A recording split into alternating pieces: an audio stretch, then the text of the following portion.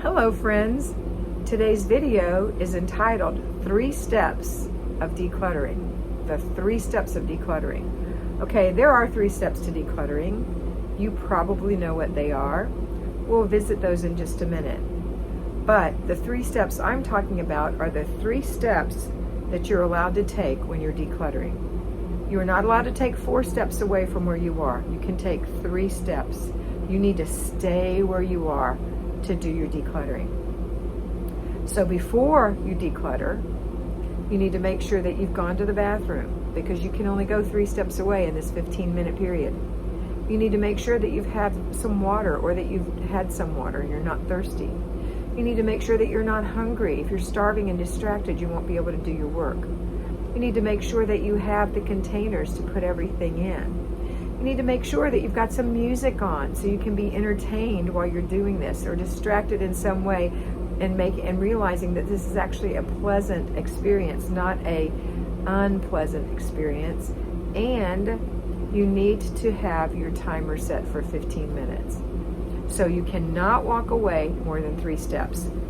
Back in the original Sidetracked Home Executives book, the home executive that was writing, I think it was actually Pam, might have been Peggy, but there was 2 of them.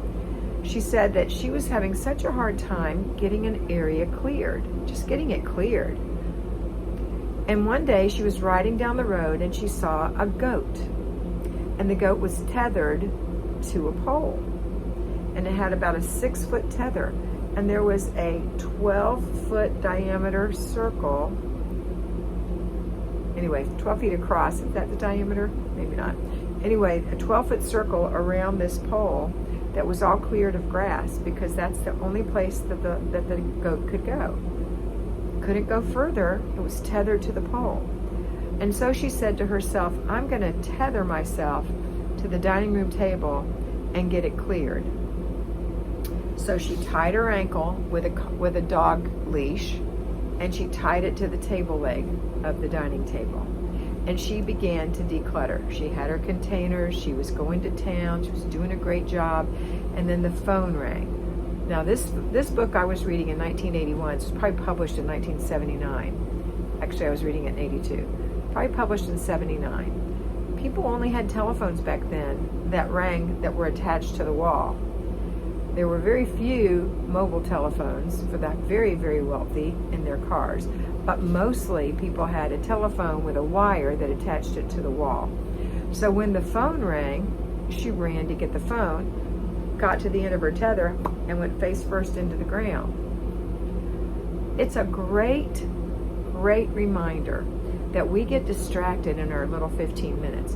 Back in those days, you didn't let the phone not ring and not answer it, because there were no answering machines yet that I know of, and all calls were someone who knew you. There were no telephone calls going on like we have the robocalls. That didn't exist. It was an accidental dial, and which was rare, or it was someone who knew you and you knew them. So it was important when you got a call, or it was a friendly call and you didn't want to miss it. So we ran to get the phone. So she ran to get the phone, landed face first in the ground, and she realized how easily distracted she was.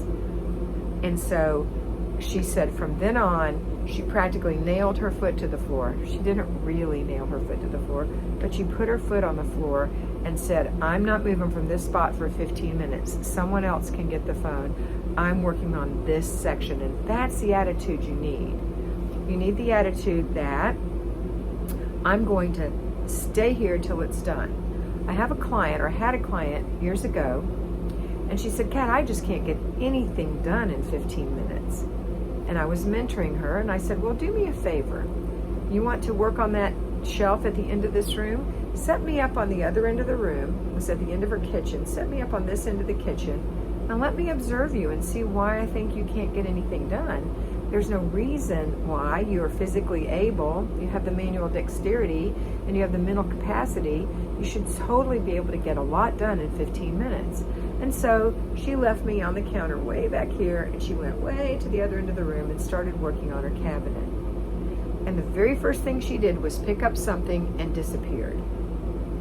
And she was gone, and she was gone, and she was gone. A couple minutes later, she came back, picked up another thing, looked at it, and disappeared. And she was gone, and she was gone, and she was gone. And finally she came back, and I wanted to say, stop leaving the room, but she couldn't hear me.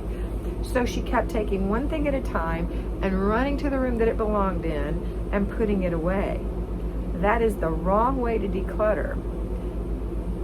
It's true, pardon me, you won't get anything done in 15 minutes because maybe she got 4 things put away in 15 minutes, where instead, if you stand there, consolidate your effort, put all the stuff that needs to be thrown away in one container. I suggest a bag. It's easy to throw it away. You can tie it up. Nobody can get into it. Put everything you want to give away in a container. I suggest a box because you can leave it at Goodwill. And I suggest a basket for the things you want to keep. Put the things in there you want to keep. And then at the end of the 15 minutes, you complete the process. You stand right there and put anything that belongs back on that shelf, in this example, out of that basket, on the shelf. And then you take the basket to the next room. Does anything belong in here? Nope. Then take it to the next room. Does anything belong in here? Yes. Take it to the next room. Does anything belong in here? Yes. Take it to the next room. Does anything belong in here? No. Take it to the last room. All the rest of the stuff belongs in here. So that's how you do a declutter. The 3 steps of declutter are throw away, put away, give away at one time. But the preparation is drink water, use the bathroom, get something to eat, get your music, get your timer. And the 3 steps are you can't take more than 3 steps away from where you are. And those are just little side shuffle steps where you're just doing a little bit. You're not walking away from this point. So those are the 3 steps to declutter. Now, when you're doing a clutter check, it's different. You are walking through your home and you are finding things that are out of place, and you're having your family, whoever that belongs to, put it away. So that is not the same. That is like a perusal, a walk through your house. But I'm talking about the official decluttering. When you want to declutter the kitchen cabinet, when you want to declutter the coffee center, or you want to declutter under your bed, or you want to declutter your child's toys. It doesn't matter what it is. There are 3 bags, 3 containers, a bag, a box, and a laundry basket. You can use other things. I suggest those. Prep for it. Get your water, go to the bathroom, get something to eat, get your music on, get your timer. Take away all excuses. Oh, and tell the family, don't bother me for 15 minutes. I'm decluttering. Okay? You can delegate decluttering, but most of the decluttering in a home usually falls on you because you are making the household decisions. You are the home executive, and you decide where you want things to be. Now, in your children's rooms, you can assist them with that, and they can declutter in their own room once they know where things go. They're actually just putting things away. Okay. All right, so that's the 3 steps to decluttering. I hope you take it seriously and get some work done. 15 minutes, complete the process, and you're done. 4 times a week. That's it for today. Have a wonderful day, and always remember to be beautiful because you are beautiful.